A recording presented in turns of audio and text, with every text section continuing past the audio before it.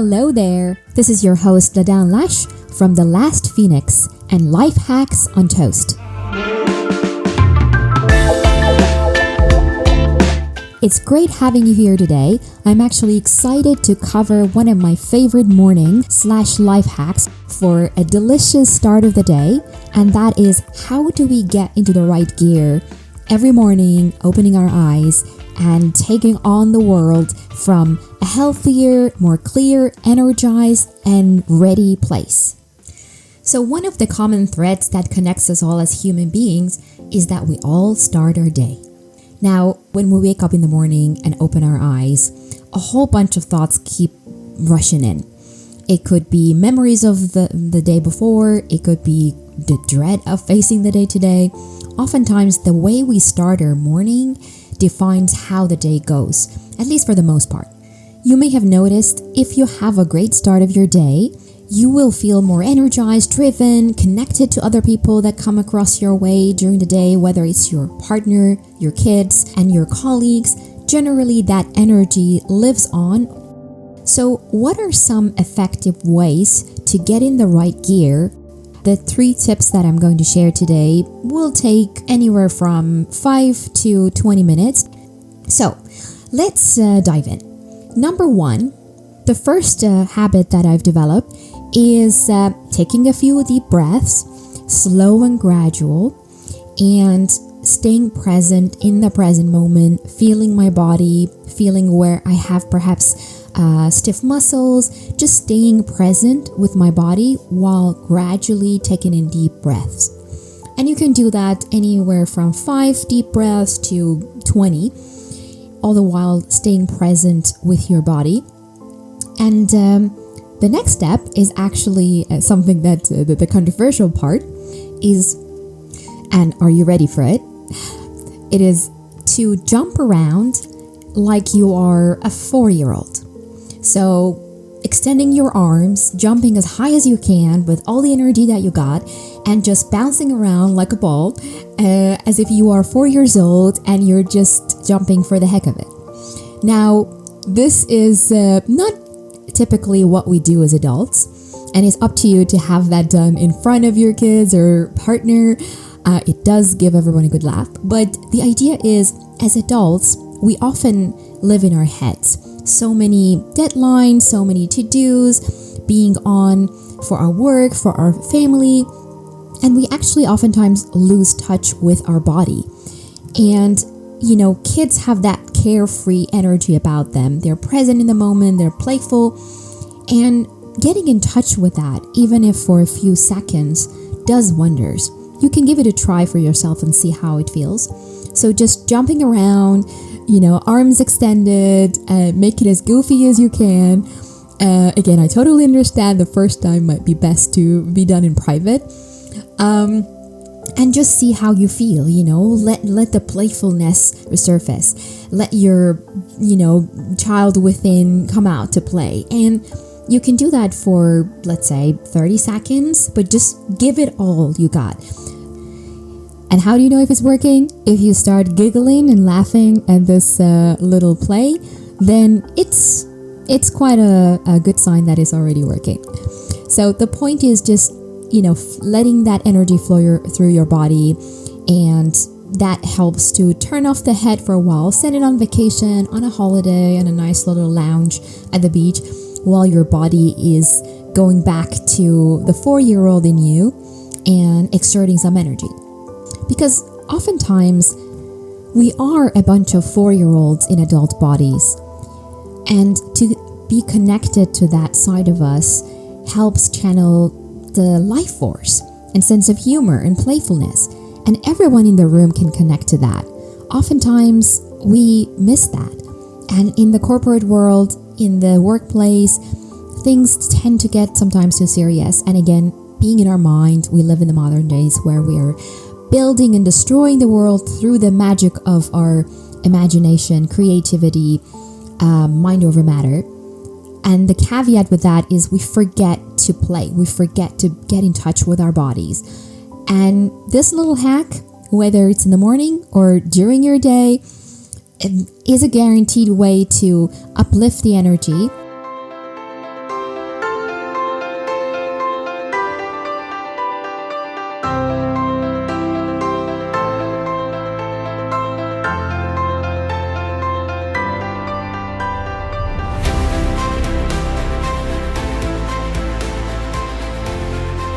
And now that brings us to tip number 2, which is what I call the mirror dialogue.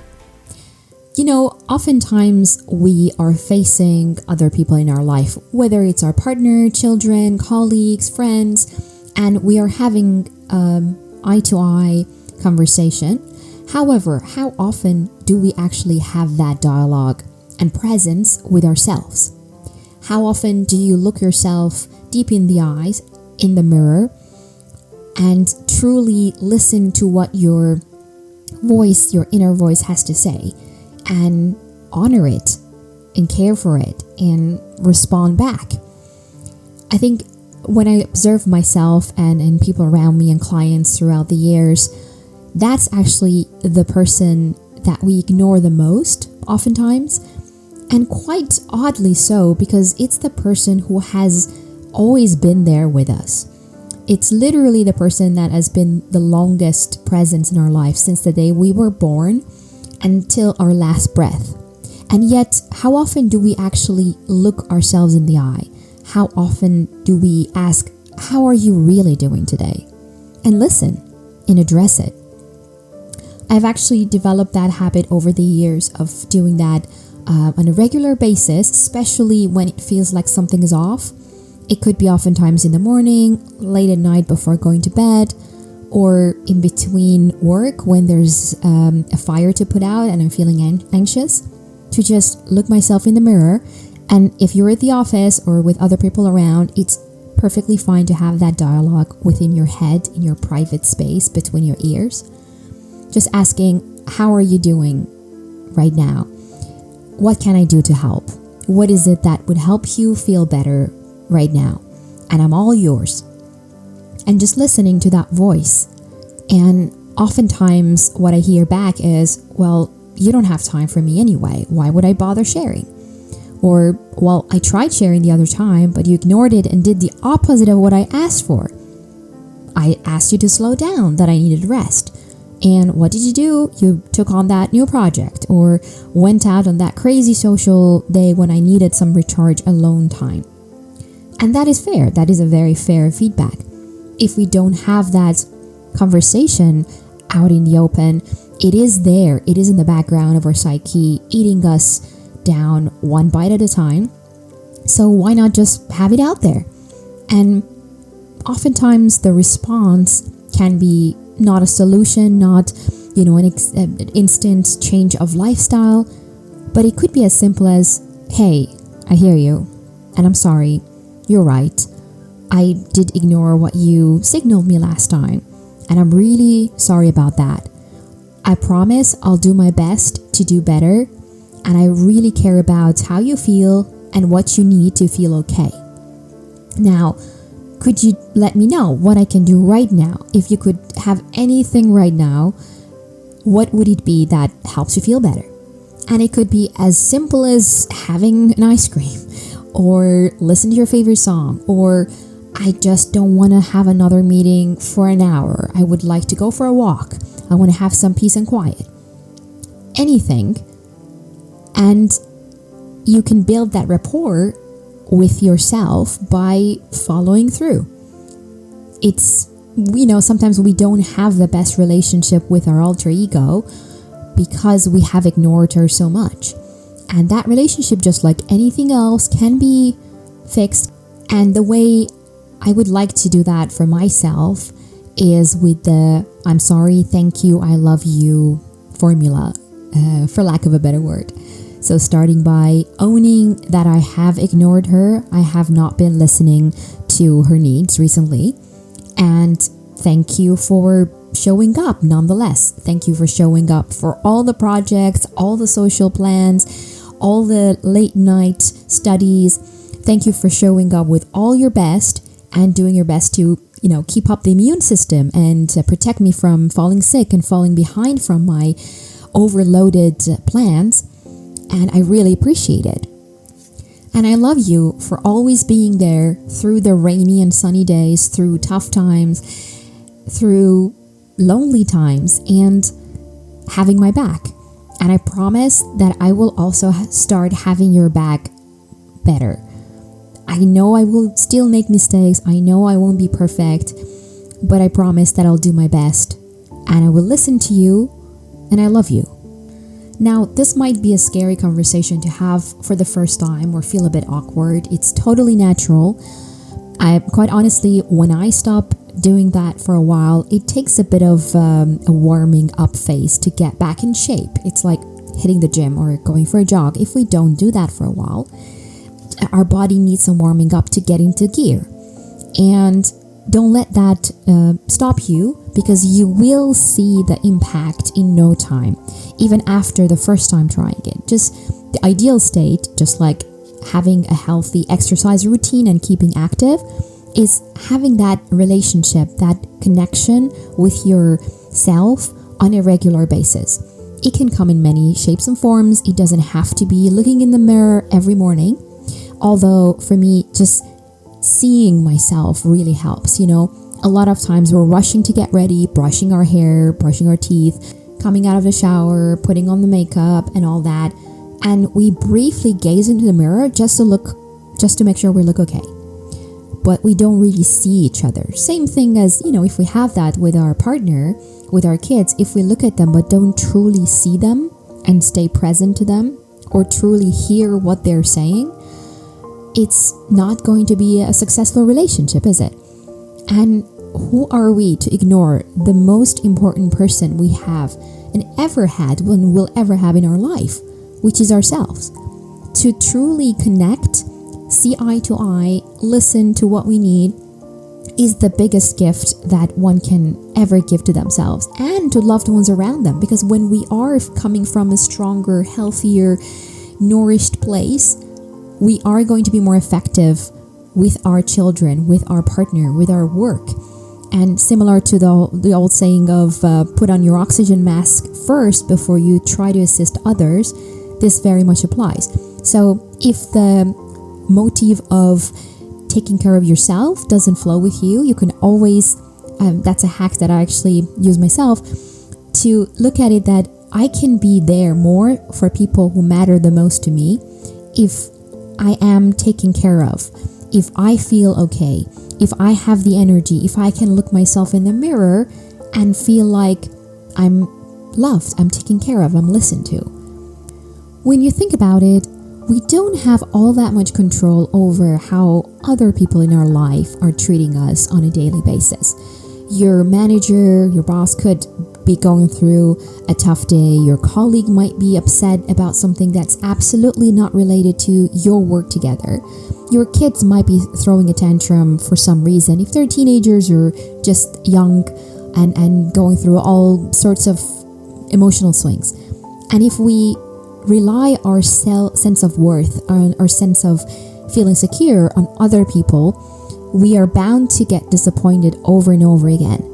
And you don't really know when that hits, right? You cannot predict or control other people's moods. But what we can control, what we can own, is our own dialogue, the message that you tell yourself.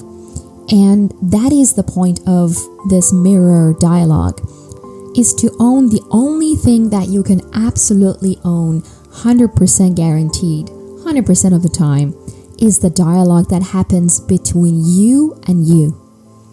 And with that, my friend, lies the greatest source of security and love. You can own it no matter what happens on the outside world, like the center of a wheel. Imagine this carriage wheel that is spinning and spinning as the carriage is going around faster and faster. Now the outside part of the wheel is spinning. The tire, the spokes, they're making your head spin if you try to follow them. And those elements are your job, your colleagues, your partner or kids even. But the hub, the center of the wheel, is staying in place. And you can continue staring at it and it's always going to be where it is. And that's that voice, that's that dialogue, the connection, the relationship that you have with yourself. And you own that.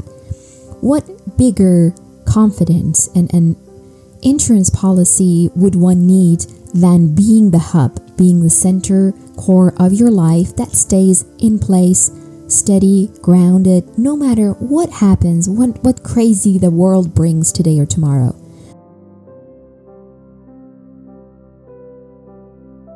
Now, this makes a lovely little bridge to our third point. The third tip is the reminder that you own it.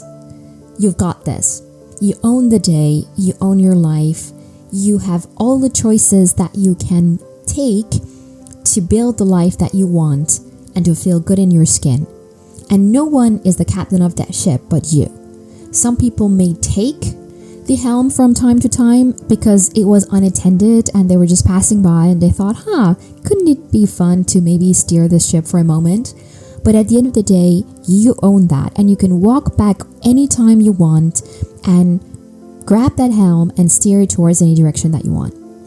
Sometimes we forget the powers that we have, and as the famous quote goes, our deepest fear is not that we are inadequate. It is that we are powerful beyond measure.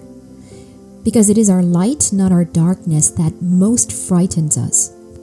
To realize that we have all the possibilities, all the opportunities at our disposal, and it is our choice what we do with them, is a huge responsibility. It is easier, actually, oftentimes to play the victim, to blame our family, our upbringing, our lack of opportunity, the city or country that we are born in. All those are perfect escapes. Is such an easy way to lift that burden of responsibility off our shoulders and delegate it to someone else. That works perfectly as a plan if the idea is we let that ship wander and maybe gamble on the hope that maybe it will get to the port, get to the shore at some point, by the winds and the miracle of the ocean. Now, let me ask you this. How often does that plan actually work? How often do you get what you really want by just letting things flow? So today, perhaps we could start from simply scanning things that come along your day and finding these pockets of opportunity, moments when you can actually make a different choice, and starting the day with that sense of ownership, that sense of you are the captain of your day, is tremendously powerful. I wanted to cover some of the lesser known, perhaps even controversial hacks, if you may, to kickstart the day in the right gear. For me personally, these habits came into the picture gradually over the years as I was observing what would work and be effective, and with my energy level, clarity, sense of peace. So there you go. Hope you've enjoyed the topic discussed today. And feel free to also share this episode with friends, colleagues, family who you think could benefit. Thanks for tuning in today. You can go right ahead and follow this channel for more life hacks published regularly. This is again your host, Ladan Lash from The Last Phoenix and Life Hacks on Toast. And see you at the next episode.